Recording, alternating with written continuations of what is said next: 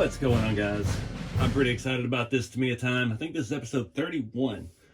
And after episode 30, I fell back into my ways of looking at eBay all the time.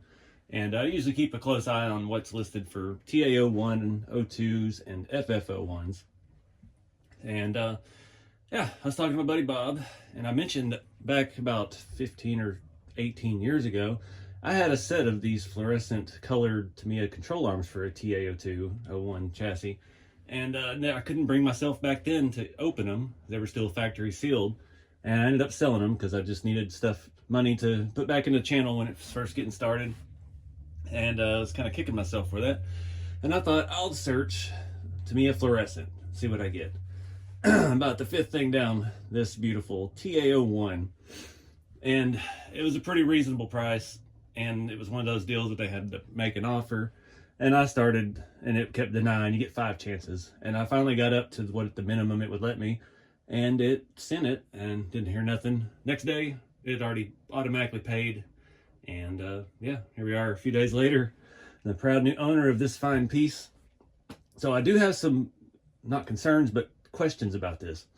So I assume this was a re-release body, especially for the price I got it at. I'm not familiar with this kind of box. These are wider than most of the normal ones. The body is excellent shape. The seller did a fantastic job packing this, kept the box safe, kept the body safe. Everything was amazing. This car is absolutely flawless. I haven't even taken the body off yet, but from what I can see underneath, everything is brand new, as new condition. But I don't know if this is the original body or not. So it does have a date. It says 1991 Tamiya RCC Celica GT4. So I don't know if anybody's seen the re-releases of this. I know they did one around 2012 of this generation Celica. The sticker pack, all that stuff, it looks aged. So I'm assuming this is original. If it is, that makes it an even better deal. I'm actually really got a good deal on this. I've paid more for way worse cars before, and this thing is absolutely mint. So, but there's no date on the box. Usually on one side by the Tamiya logo, there's a date, and this has nothing. And I've never had anything, I guess, this old, so I don't know. Maybe that's it. But it's in pretty good shape. Got a couple little things in it, but I'll show you the sticker sheet and stuff first, inside the box, and then we'll get this body off. Take a look at this chassis, because that's nerd out on all this. So we've got our assembly and painting instructions here. This is, let's say 91 on it. I'm not going to assume. One thing I did not, I'm looking at the instructions here. This body does not have the protective coating on it. And I thought maybe somebody had taken it off, but I don't see it here. It shows when painting to mask off the entire outside. So is that how they did it back in the day? I do not know, but yeah, I think this may be all original. This thing it says 91 on it as well, right there in the corner. So I don't know. I hate these kind of kits, all this trim. It's such a pain to get lined up straight. It's one of those things, I haven't developed the patience for that yet. But just a really cool thing. It even came with a little stubby antenna that matches the shocks. From what I gathered from the listing and the little bit I talked to the seller, I didn't ask a whole lot of questions. I don't want to sound too excited about it, and I feel like they didn't charge me enough. If this had been on display, somebody built this a long time ago and has never driven it. So you can see it's got a little bit of scuffing up here on the top of the body, probably from being in a box. Let's go ahead and pull these out. So I guess that's the question I have is it original? And if the originals did not have the protective film over them, yeah, it's got a little bit of scratching up there. That could probably be buffed out. Not by me, but with someone that knows how to buff properly. So TA01, remember TA01 was the first variation of this. It was only around for a few years, I believe until 93, and the O2s started coming out. And really the only difference, the gearboxes stayed the same. The center chassis section shrunk, moved everything up, and their rear control arms flip around the other way to keep the wheelbase the same.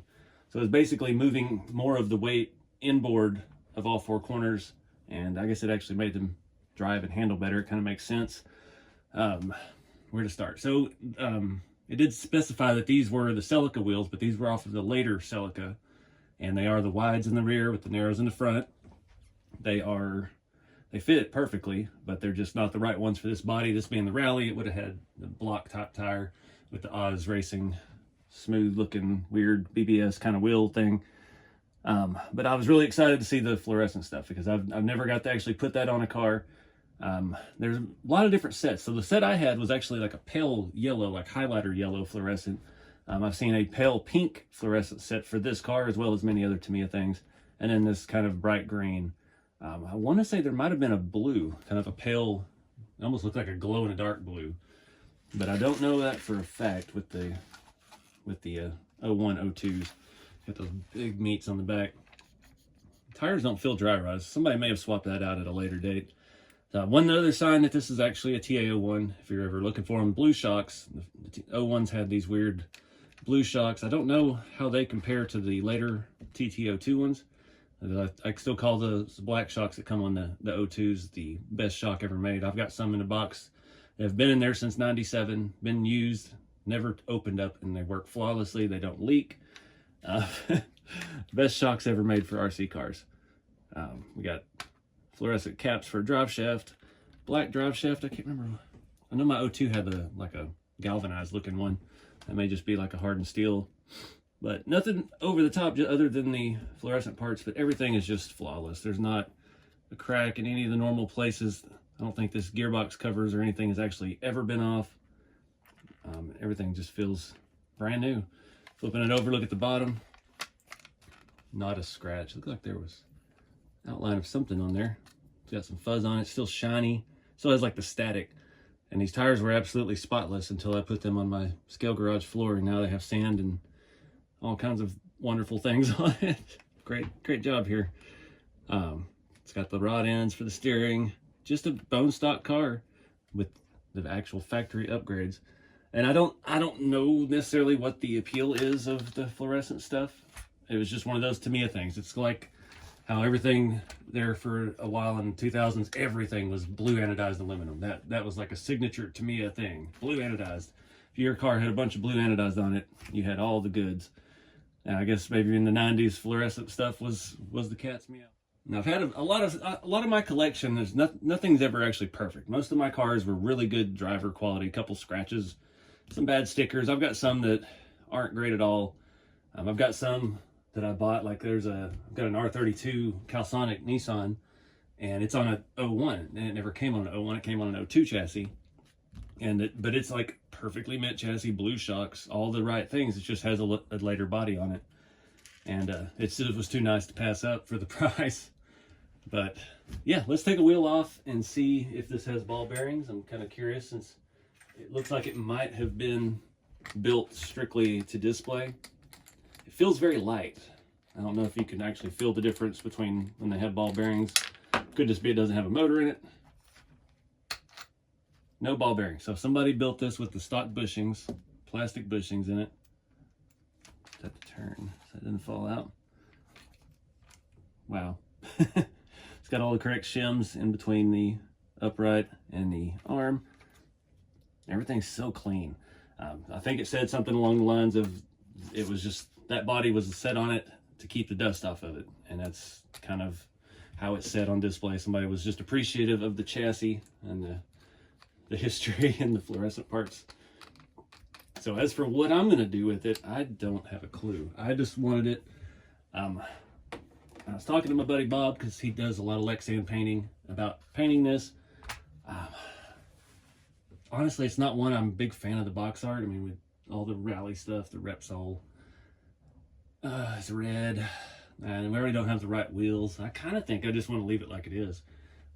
Unfortunately, I still don't have enough space here to display the way I want to display all the Tamiya stuff.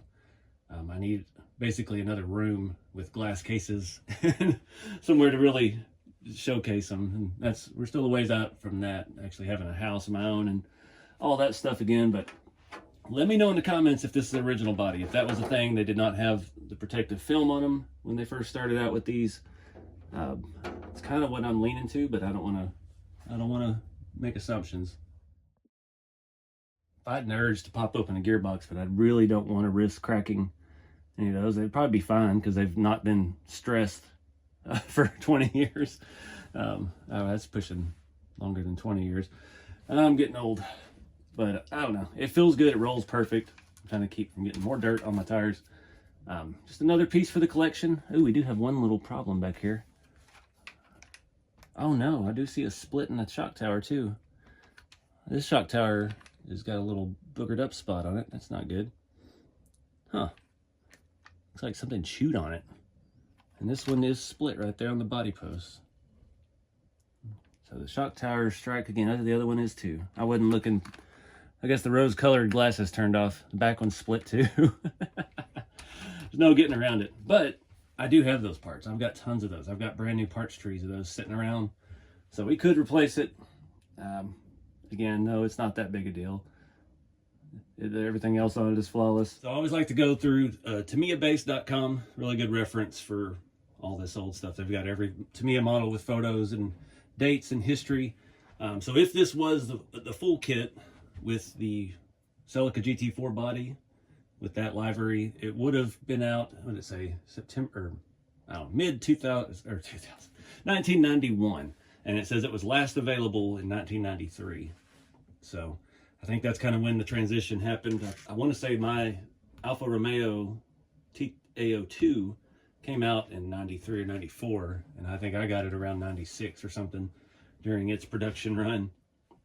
But it's really cool. There's not any secret information on there, but if you're just looking for dates and model specific, model number, stuff like that for any old Tamiya car, it's a handy platform.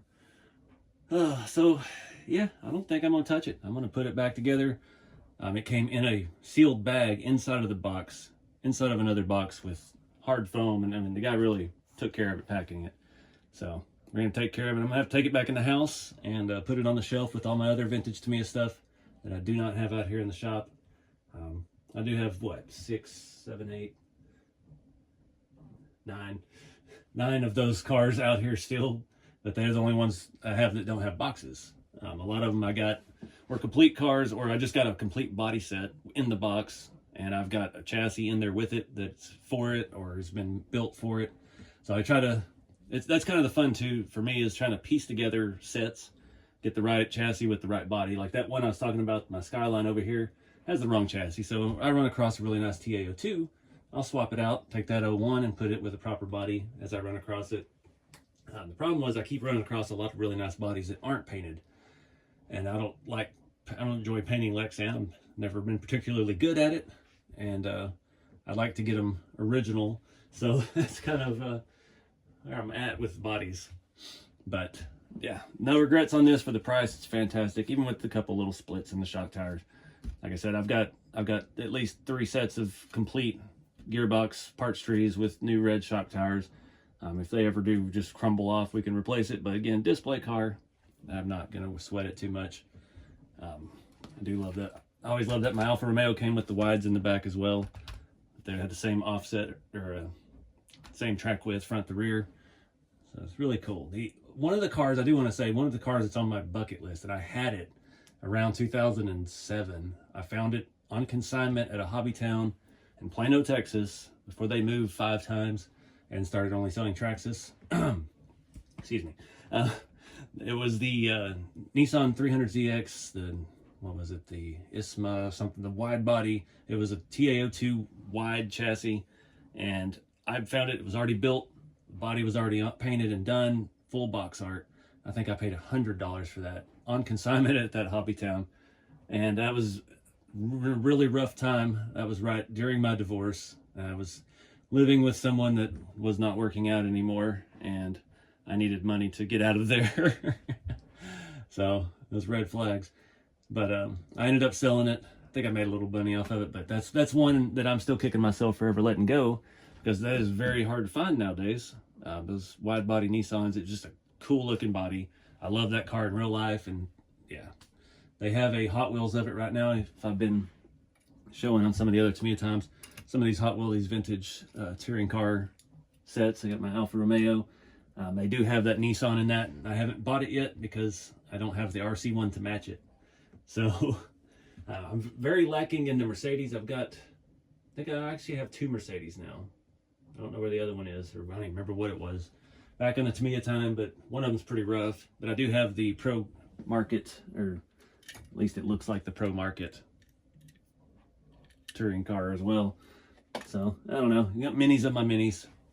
But I'm gonna wrap it up, guys. I could ramble about Tamiya stuff and all that.